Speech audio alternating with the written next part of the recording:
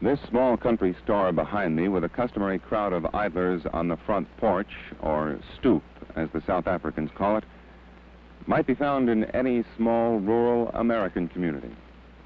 But the dirt road that runs parallel to this small country store marks the beginning of the location in the town of Nelspruit, the African location where natives are forced to live.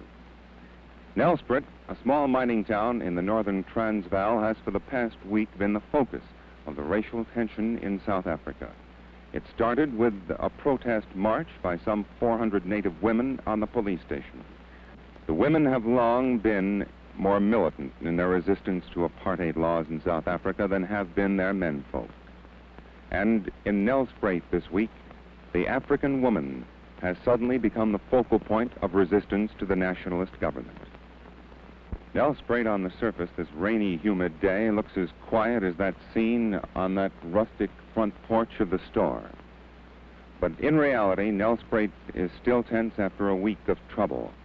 Big trouble and violence, even in South Africa. I asked for permission this morning to go inside the location at Nelspruit and make this film. We were told that there's been trouble there lately and they'd rather not have any Europeans go inside. This, then, is our next recourse.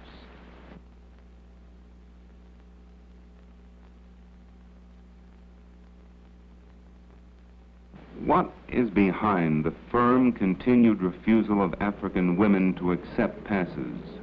Well, the passes have been enforced in South Africa for a very long time among the men.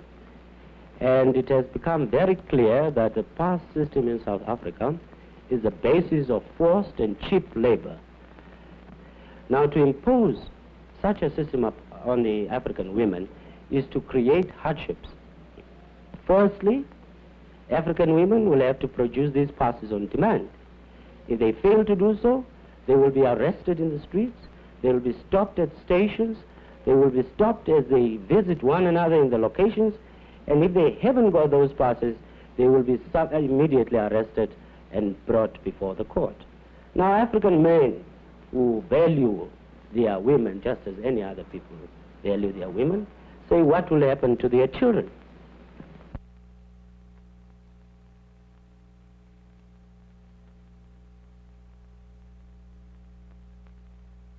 Ladies, why was the Black Sash formed in the first place? Well, the Black Sash was formed in the first place because the Nationalist government introduced the Senate bill into Parliament. It was a bill to expand the size of the Senate to almost double the size of its original size. And you fear that this would do what? Well, we felt that it was a legal trick, or we didn't know whether it was legal then, but we felt it was a piece of trickery and against the spirit of the Constitution. What has been the official government reaction to your protests of mourning? The government have ridiculed us for mourning. They don't understand, or say they don't understand, why women should stand mourning a constitution. They think we would be much better staying at home and looking after our children. And obviously you both disagree. Well, we think that we do look after our children. We feel very much that this is looking after our children, because after all, it's the future of our children we're worried about.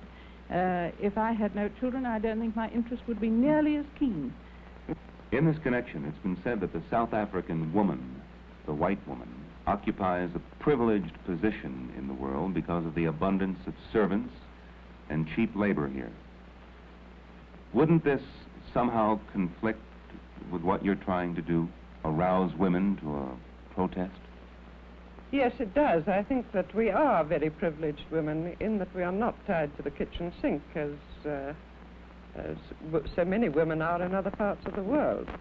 And I think that is all the more reason why women should play their full part in the duties of an individual in a democracy.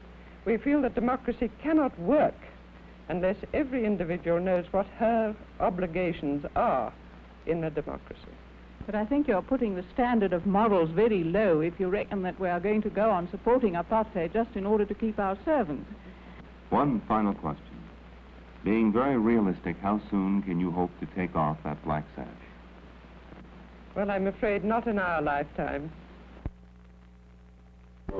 By far the largest church denomination in the Union of South Africa is the Dutch Reformed Church, with a membership of almost 2 million white and non-white members. With us this morning is Dominee Adrian Berger, Secretary of the Federal Council of Dutch Reformed Churches and editor of Die Volkte, the Transvaal Church magazine. Dominee Berger, you believe in apartheid as a way of life. Yes, I do. Why? In South Africa. Why is that, sir? Because the race, which is in a lesser state of development, is by far in the majority here. And numerically, of course, they are much stronger. And because also I believe that it is according to God's will that the white race, which is in the majority in this country, should be preserved. And also everything we have done in the last 300 years and built up in the church and in the state should be preserved and not be swallowed up by an, I wouldn't say inferior race, because I don't believe it is an inferior race, but a lesser a race which is in a lesser state of development, that's all.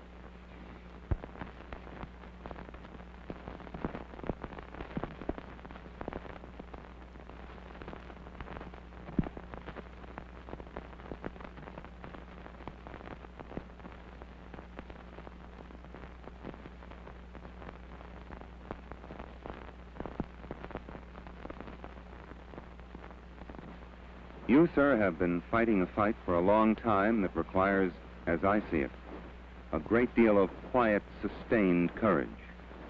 Don't you ever have a sense of futility, of uselessness? Well, there come times, of course, when one does feel that you're frustrated in what you're trying to do, and yet, on the other hand, there's a great thrill in it.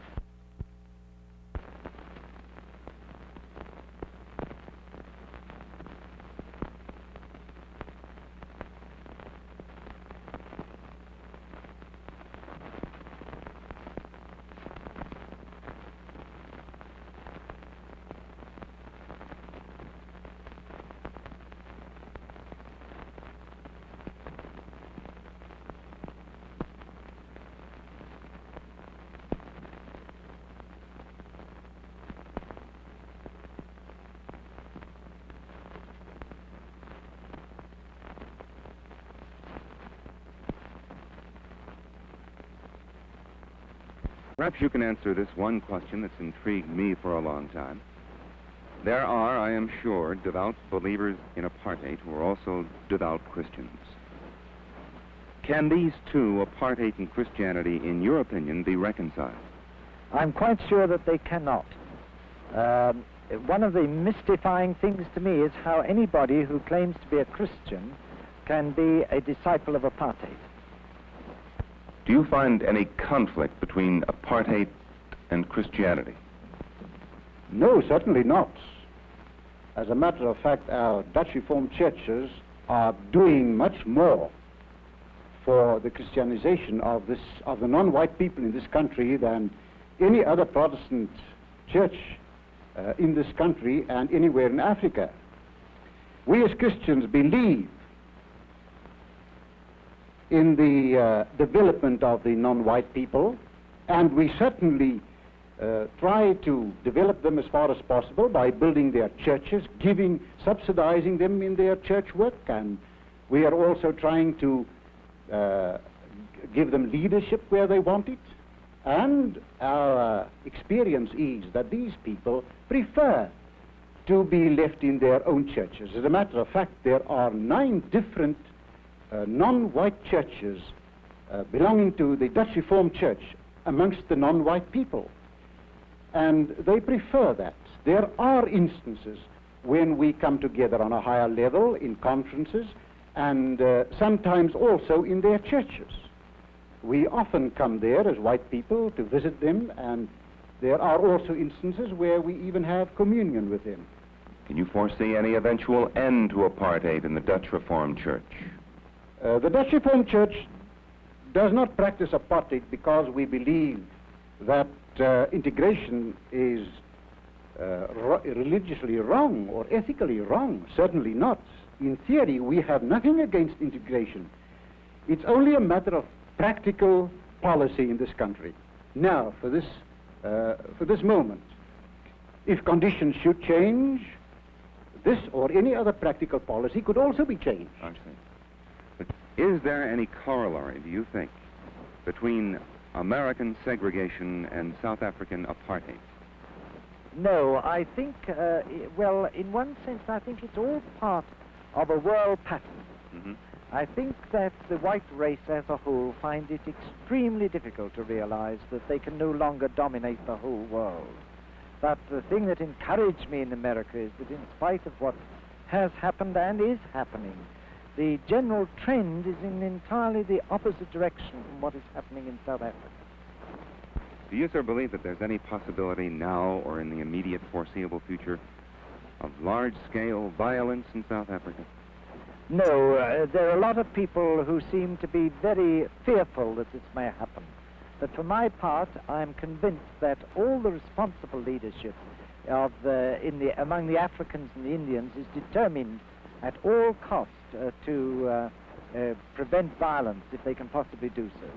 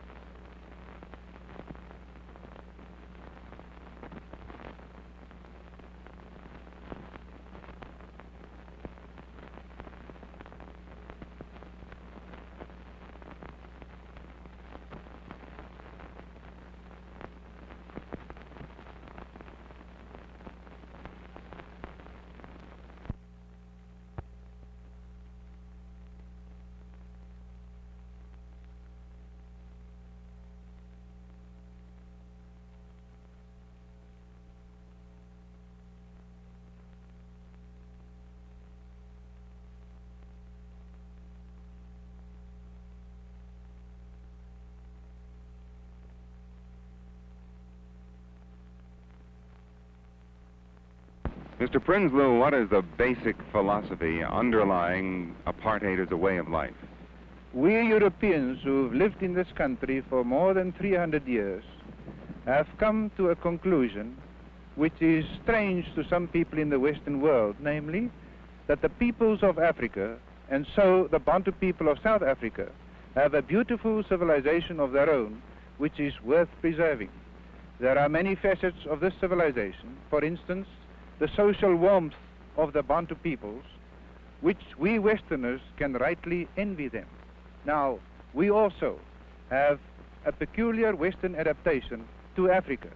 Therefore, we can say that the Bantu peoples are a flower and the Western peoples are a flower, each with a beauty of its own. I've heard that in the South Africa of today, you can be classified as colored simply by looking colored. Is this, in point of fact, true? Well, I can give you quite a, which may seem amusing, but rather humiliating incidents that occurred in our country when the Department of Census started reclassifying people. They hauled people of the trams in the mornings out of the bus queues and took them up to the Native Commissioner's office. And some of the tests applied to tell a man that he was not colored was trying to pass a comb through his hair. And the comb stuck, he was told, you're a Kaffir. Other people whose noses were a bit flat were told, you're not a colored. Mr. Prinsloo, as you are no doubt aware, most criticism of apartheid outside the Union is based largely on moral grounds. For example, the morality of separate residential areas in the cities of the Union, past laws, lack of voting rights, and so on. How would you reply to this?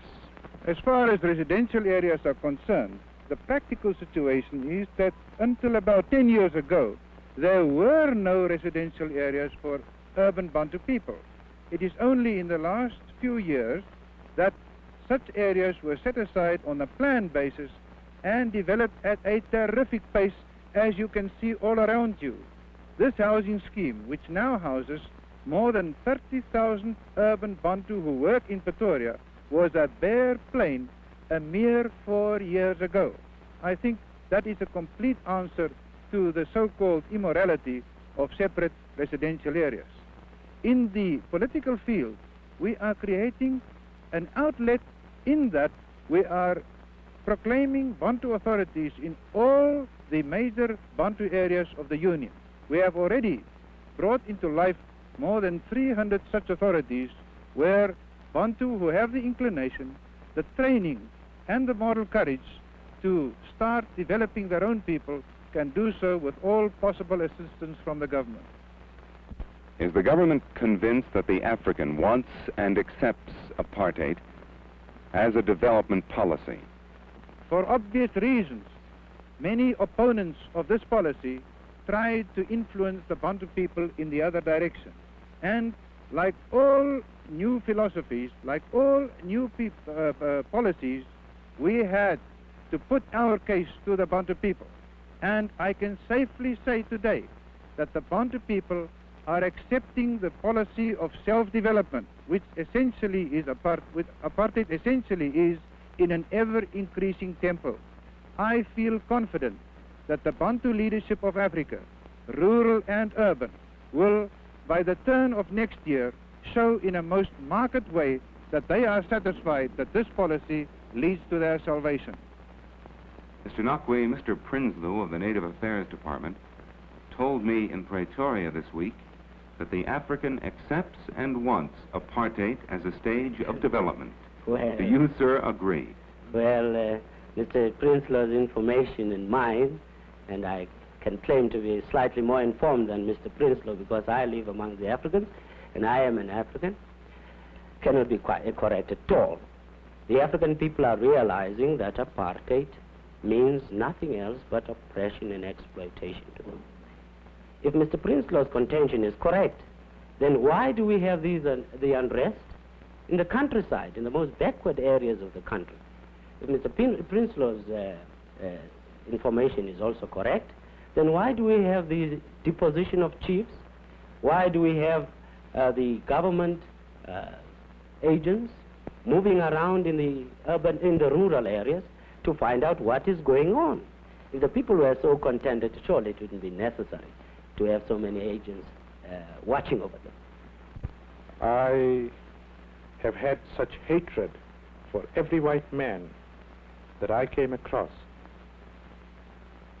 from the earliest days that I could remember.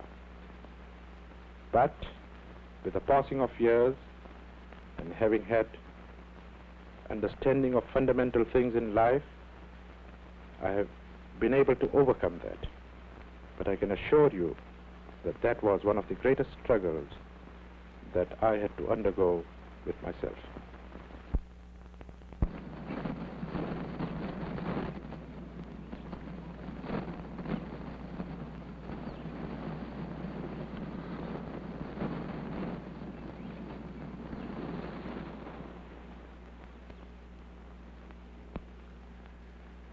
Mr. Payton, it's a tall order and a big question, but if you can do it, how would you characterize the emotional climate of South Africa today?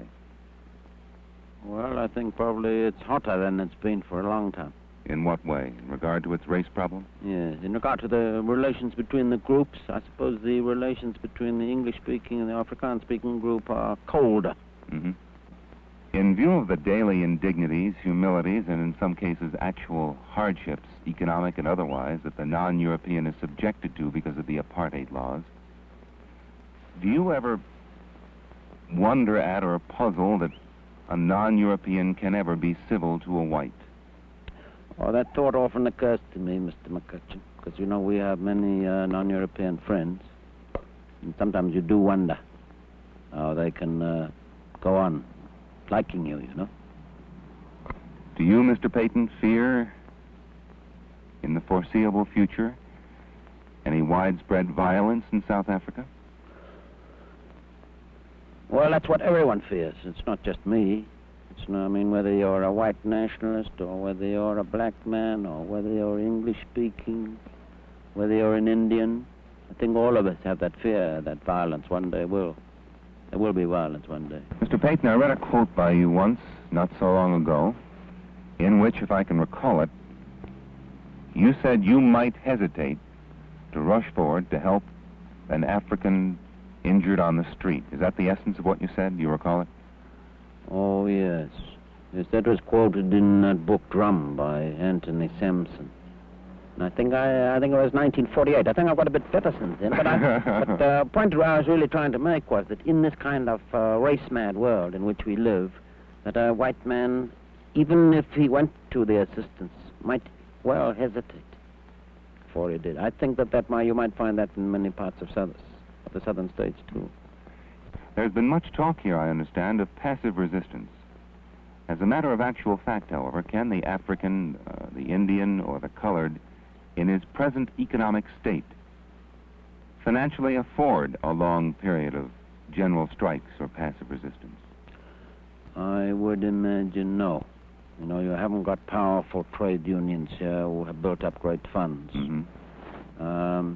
But nevertheless, I mean, there are significant things happening. You know, you've heard of the bus boycott. Yes, I have. Here in Johannesburg. There was an example where people, by their determination, forced not only the bus companies, but also the government to retreat. Mr. Payton, you love this country very much, despite what's been happening here for the past few years and what's happening here today. How does it make you feel when you are aware that your beloved country is the subject of so much worldwide condemnation? Well, you see, I have so many friends in other countries, Mr. McCutcheon, and I know that I'm not the subject of their condemnation, and I must say that makes it much easier for me to bear, you see. But I understand well the reasons for this condemnation, and much of it is justified.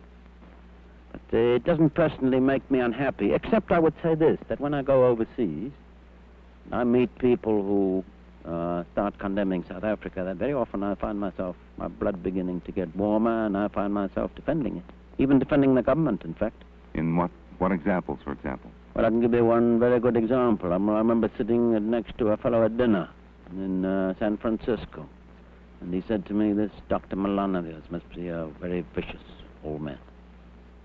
And I said to him, you know, that's not true. Actually, Dr. Milan is in his own particular white world, he's quite a nice old gentleman. But when he comes into the world of race, and when race morality becomes his supreme morality, which it is, that's what apartheid is, it's race morality, then he will take any step whatsoever to ensure the supremacy of his own people. In other words, Mr. McCutcheon, if you make your own survival your supreme moral value, then you're capable of almost anything, even though you're a nice old man. Mr. Payton, as magnificent as this country is physically, aren't there those who find it difficult, if not impossible, to continue living in this climate of fear? Oh, yes. Oh, yes. I know quite a number of people who have finally decided to leave the country. Perhaps for their own sakes, perhaps for the sake of their children. This question of apartheid has been placed, so far as the non-European is concerned, so purely on a question of color, that theoretically, if the black man should come into power in South Africa, is it not possible that the pendulum might swing the other way? Is there any justification to fears that the white man would, in truth, be driven into the sea? Well, that's a question that lots of people ask and no one can answer, Mr. McCutcheon. I would say that amongst the African people, there are some of them who have, under this present dispensation and the dispensations before it, will come to hate any kind of color discrimination whatsoever. Mm-hmm. And I find it hard to believe. I mean, I don't say the feeling of revenge will be entirely absent, but I find it hard to believe that they could set up a state in which their whole aim would be to discriminate against white people. I find that difficult. Yes, Master. Yes, Yes, Waltz.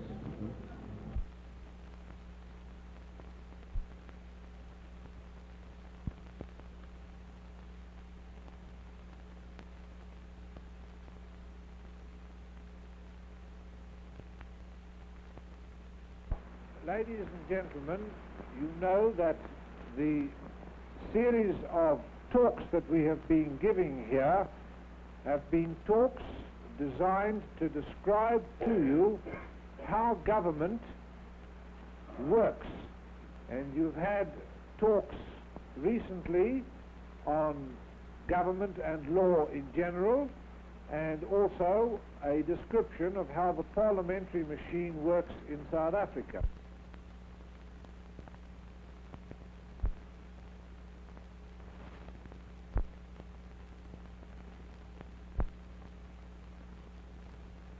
Don't you think, Mr. Chairman, that the field of cultivating the mind of the European people is more work for the liberal to do there than to come and try to cultivate the mind of the African people, because I think we are capable of doing that on our own selves without any advice from any angle whatsoever.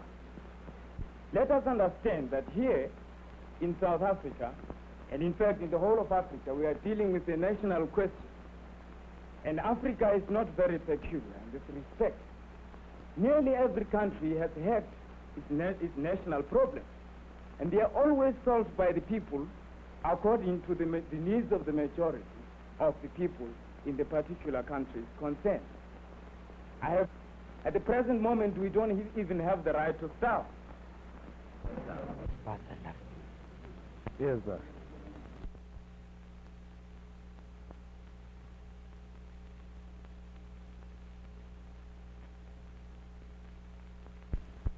Mr. Brinslow, if we could define a term that's intrigued me since you started to use it. You have said repeatedly that the non-European is different from the European. Now, in your mind, is different synonymous with inferior? I think it is a generally accepted fact today that the non-European is at a lower stage of development than the European. That does not mean to say that they are inherently inferior. Circumstances amongst which they have grown up and, well, their whole cultural background and everything, their whole diet, which would lead to physical or physiological changes in their whole nervous system, would all lead to a general idea of inferiority amongst them when you compare the average non-European with the European. But I do not believe that the non-European as such is inherently inferior. He's merely at a much lower state of development at the present state of Well, let's take up those two. Yes, boss. Yes, sir. Yes, boss.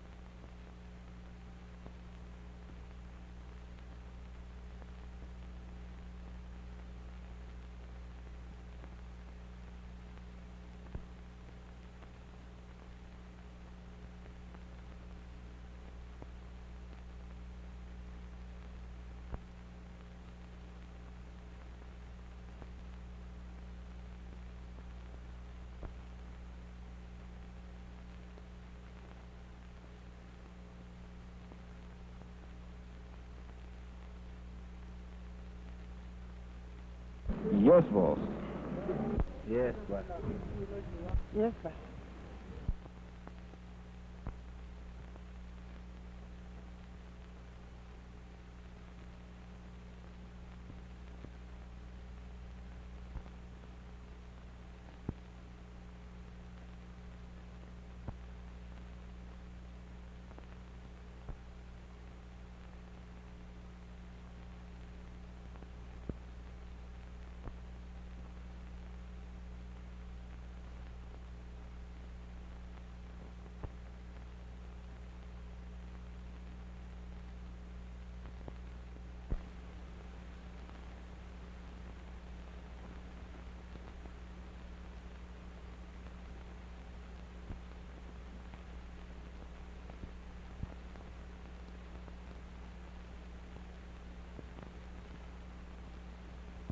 Yes, boss.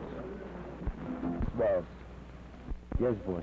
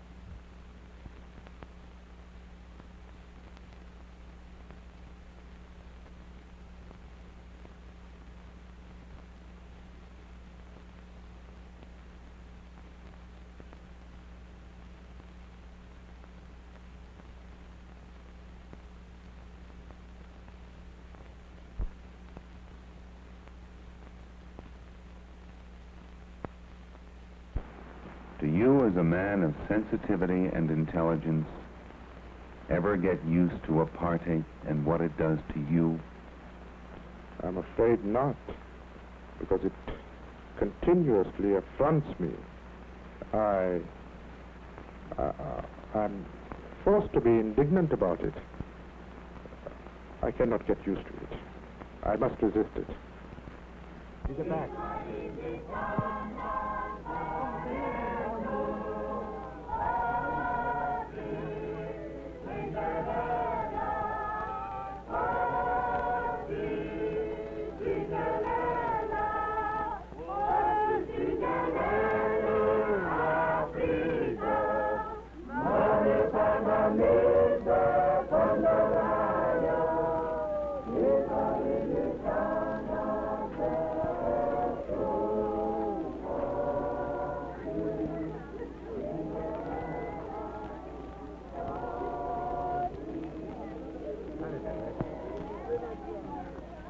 Africa!